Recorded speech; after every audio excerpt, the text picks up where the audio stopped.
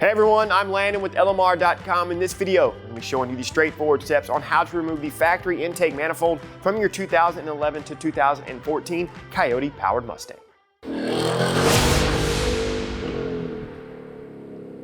This video should help out any enthusiast who is needing to remove the factory intake manifold for upgrade or repair reasons on their 2011 to 2014 Mustang GT. Now, we value your time as much as we do our own, so let's get right into it. To begin the removal process, you need to bleed off the fuel pressure first. Open the trunk and locate the fuel pump driver module underneath the trunk carpet inside of the spare tire well. Disconnect this connection. Start the car and allow it to run until it stops. Now you can open the hood and disconnect the negative battery cable. Disconnecting the negative battery cable is good practice regardless of what you're doing. Remove the strut tower brace if equipped. Pull up on the engine cover to free the ball studs and then set it aside. Use compressed air and thoroughly blow any dirt and debris away from the intake ports on the cylinder heads and the surrounding area. If the sound tube is still on the car, depress the clamp and remove it from the inlet tube. Depress the gray tab on the PCV connection and remove it from the inlet tube. Loosen the hose clamp securing the inlet tube to the throttle body with an 8mm nut driver.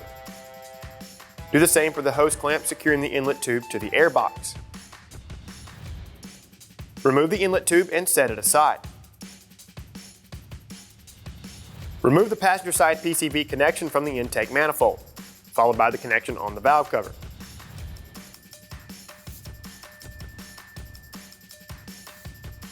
Position the sound tube out of your way.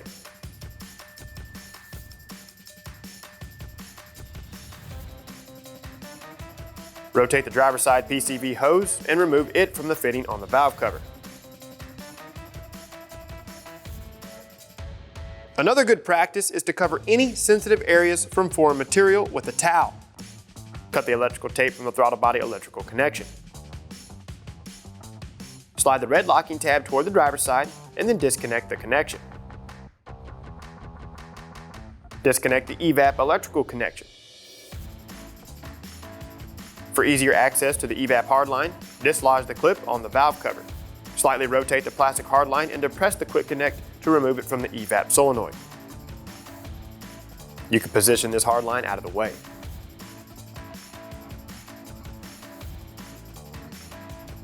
Carefully remove the brake booster fitting from the brake booster. More than likely there is still a vacuum present, so you'll probably hear some air escape whenever you open the system. Remove the booster line from the intake manifold. Because of the clamp design, 2 pairs of pliers will be needed in order to remove this hose.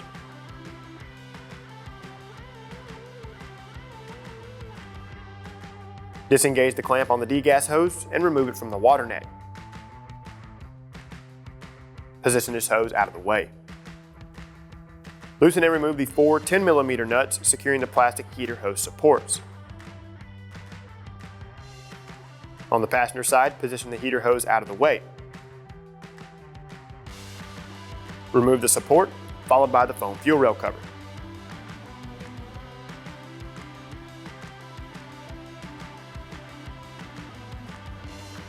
Do this for the driver's side as well, along with the booster hose assembly.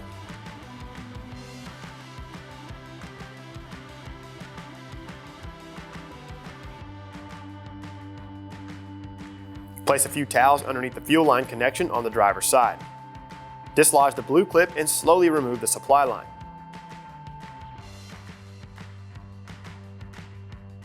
Allow the fuel to drain out of both the supply line and rail.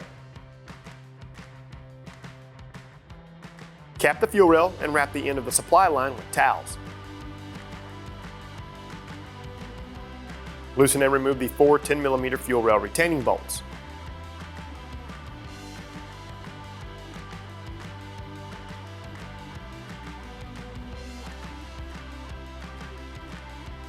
Then loosen and remove the 3 8mm intake manifold to cylinder head retaining bolts on the driver's side. Loosen and remove the 3 bolts on the passenger side.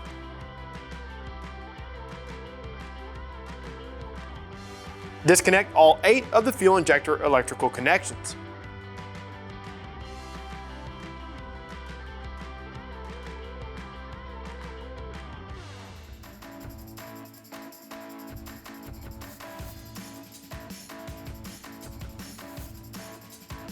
Pick up on the manifold and bring it forward as much as you can.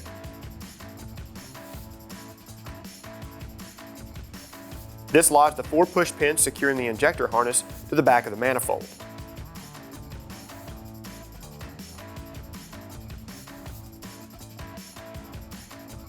Now you can remove the intake manifold from the car.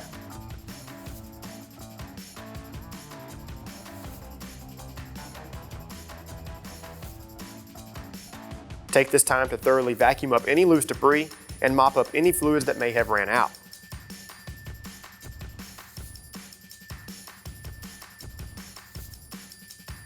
Also wipe the areas around the intake ports with brake clean and a towel. Cover the intake ports with tape.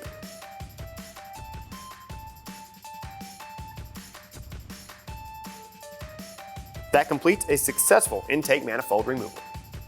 If you would like to see more helpful videos like this one, along with product reviews and installation videos, be sure and subscribe to our YouTube channel. Of course, like and share this one with your friends, and don't forget to check out our other videos.